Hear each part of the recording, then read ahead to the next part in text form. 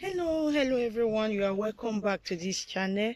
God bless you all. God bless you for tuning in, and God bless my subscribers. God bless those that are watching, sharing my videos. God bless you all. On today's video, I'll be sharing with you my personal experience, how I lost a pregnant of 8 months and 5 days. My experience, why I want to share this with you is because I have a bigger one that I'm about to share, how God delivered me during the time of my pregnancy. But if I don't share this particular one with you, you will not know why I passed through what I passed through during my pregnancy.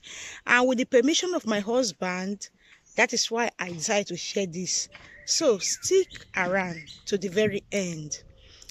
I got pregnant in the year 2017, July to be precise, and the following month, which was August, I decided to visit my midwife. So, and I told her, and she said, okay. She did her own test. She carried out her test there, and she confirmed that I was really pregnant. And she gave me appointment in the following month, which was September. The following month, I'll be opening a file with her. I said, okay. So getting home, I explained everything to my husband, and it was the month of August. Yearly, every August, we normally go out for our yearly conference. So we went. So something happened on the third day of that program. In the midnight, we were praying. As we were praying, I just felt that something is coming out of my body. I don't really know what was happening, but I sense it as a woman. I know that it's like I'm bleeding. I quickly sat down. The more I sit, the more I was hearing it. It was just pumping out. You know, when you open a tap, that was how it looked like. I said, God, I was confused because before that pregnancy, I already have 3 children. So I'm not a novice when it comes to pregnancy. I know what it is. I have never experienced this before. I have never experienced it. So I was not asking myself, what is this? So I told somebody to call my husband for me. My husband came. I explained to my husband. Even my husband was surprised. He don't even know what to do.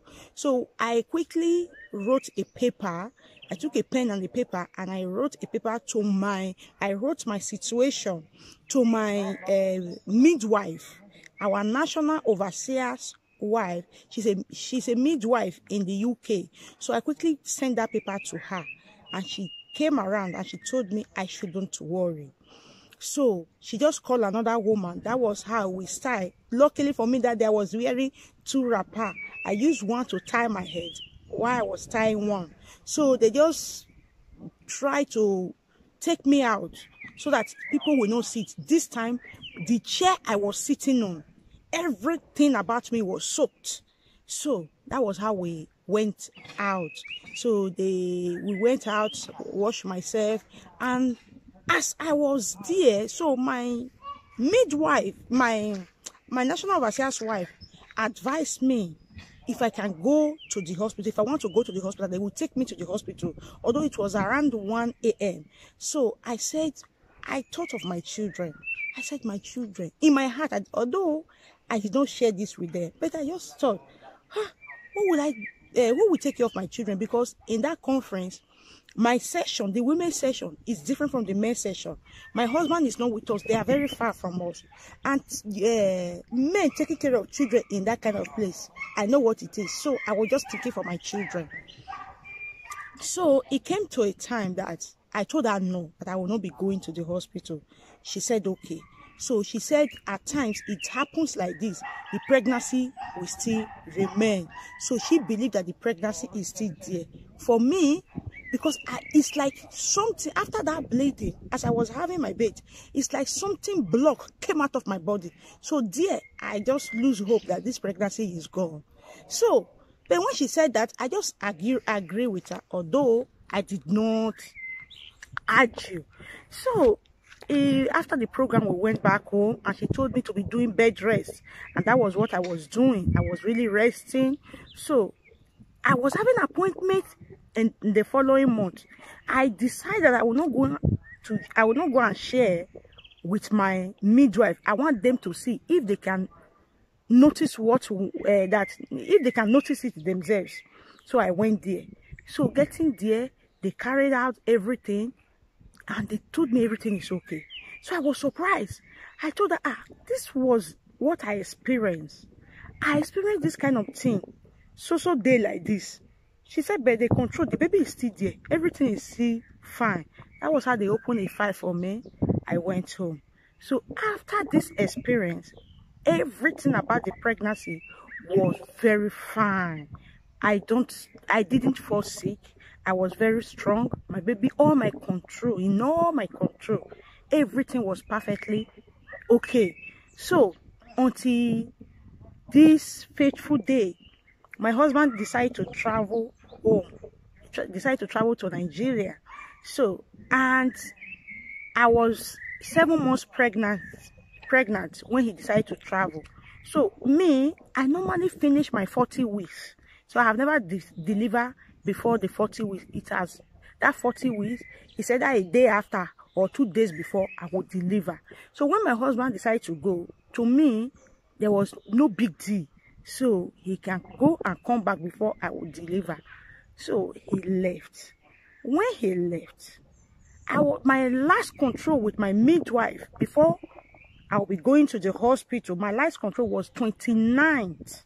On the 29th of January 2018.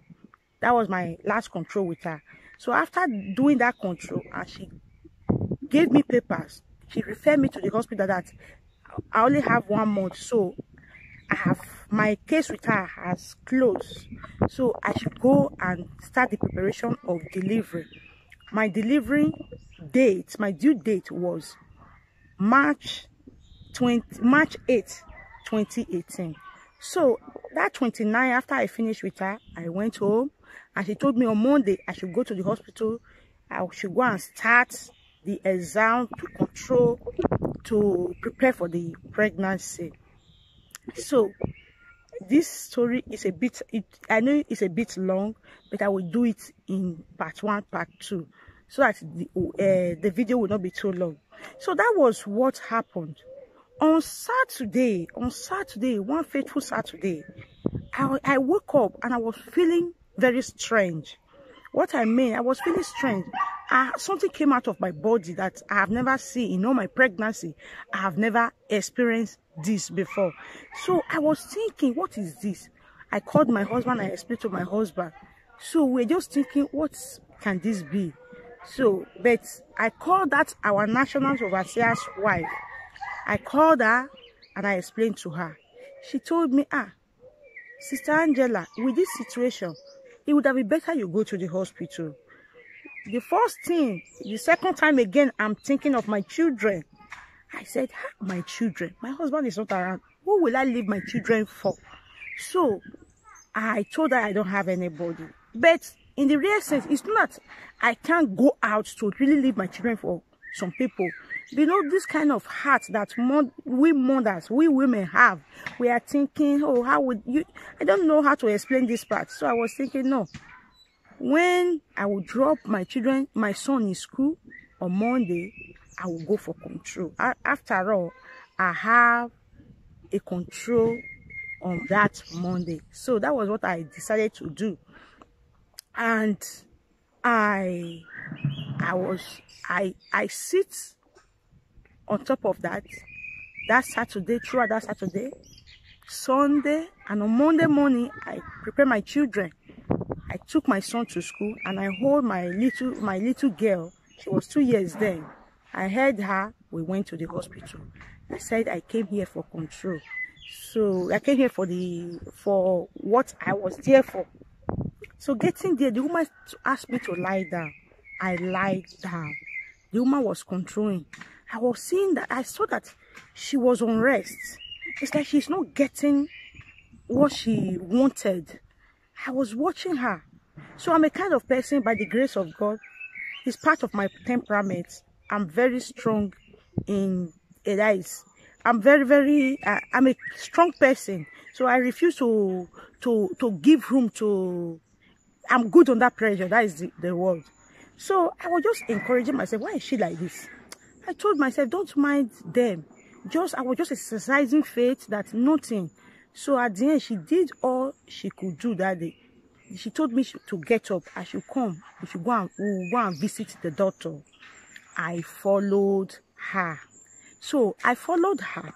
We went there. Getting there, the doctor told me to lie down. I lie down. The doctor controlled, and at the end, the doctor asked me, he said, should I tell you this thing that you're about to hear? I said, yes. He said, are you ready to hear? I said, yes. He said, your baby is no more. It's like a bell rang on my head. What is this? I don't know how to express what I felt, how I felt when she said this thing. He said, your baby is no more. I screamed. And when I screamed, she was saying, yes, yes. After screaming and crying, I gathered myself and I said, no, it's not true. It cannot be true. My baby is fine. He said, when last did you hear from your baby? Did you hear your baby moving? I said, even when I was coming just now, I heard my baby moving. It was moving. He said, it's not true. She said, she controlled again. He said, your baby is dead. I started crying again. She now told me what I was hearing then is not the movement of the baby. It was the weight of the baby. I said, weight? You know, I told you before, I told you earlier, I have had 3 children. I have 3 children. I have never heard this before, that weight is different from movement. I have never heard. And you know, some of us, we think that we have, I have a child before, I have all the experience. Sometimes it's never like that. So I was thinking, what is this? And she told me, where is my husband? I said, my husband has gone to Africa. She said, call your husband. Give me the number. That was how I called my husband. I gave her the phone and she break the news to my husband. So, and she told my husband to encourage me. That was how my husband picked the phone. My husband was just talking to me. My dear, I will tell you the fact. That word was just as if, you know, it was not entering my ear. It was not penetrating my heart at all. I was still thinking, how can this be? So at the end, I told, and my husband, I asked them, what is the way, what is the next thing? And they said, they are going to induce me. They are going to induce me to bring out the baby. So, and that was it. So, and I came to the hospital with my little girl. So, somebody was in control, in charge of my girl. Then they now asked me to prepare to go and bring my load. They told me to go home and go and bring my load. And they asked me, have you eaten this morning? I said, no. They said, okay, we will give you something. I said, I can't take anything. They insisted. They said, no, that they were just explaining something to me that is not good for my health. As far as I'm the one, I will be the one driving back. So I need to take something. They press and press and press. And I took tea, which is tea, and sugar. They put sugar and I drank it. They told me to go home and bring my things. I said, okay, I should go and systemize things at home. I said, okay. So that was how I went home. So what I want to say now, my dear, I know this video is a bit long already. I'll continue it in the part 2. What now happened at the end, I will continue it in part